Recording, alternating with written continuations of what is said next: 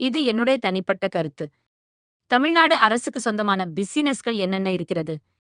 அதைப் பற்றி இந்த எபிசோட்ல பார்க்கலாம்.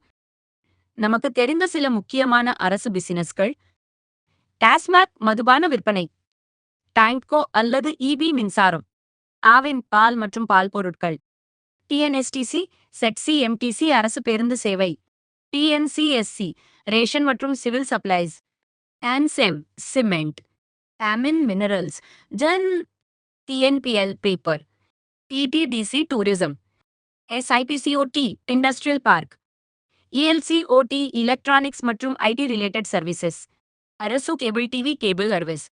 இவை எல்லாம் மக்கள் வாழ்க்கையோடு நேரடியாக தொடர்புடையவை. மின்சாரம் இல்லாமல் வீடு இயங்காது.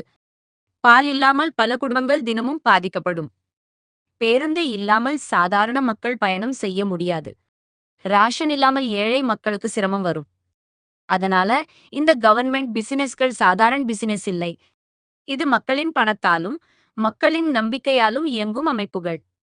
அதனால் மக்கள் கேட்க வேண்டிய கேள்வி ஒன்று இருக்கிறது: இந்த நிறுவனங்கள் ப்ராஃபிட்ல இருக்கிறதா, லாஸ்ல இருக்கிறதா? வருமானம் எவ்வளவு? செலவு எவ்வளவு? மக்களுக்கு சர்வீஸ் சரியாக கிடைக்கிறதா?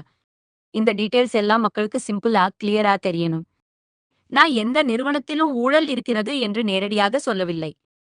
ஆனால் அரசு பிசினஸ் என்றால் டிரான்ஸ்பரன்சி கண்டிப்பாக இருக்க வேண்டும். ஏனென்றால் இது தனியார் பிசினஸ் இல்லை. இது மக்களுக்காக இயங்கும் அரசு அமைப்புகள். அடுத்த எபிசோட்ல இந்த லிஸ்ட்ல இருந்து ஒரு முக்கியமான டாபிக்கை டீப்பா பார்க்கலாம். உங்களுக்கு தெரிந்த கவர்மெண்ட் பிசினஸ் என்ன? கமெண்ட்ல சொல்லுங்க. இது உங்கள் ஒரு கேள்வி. நன்றி.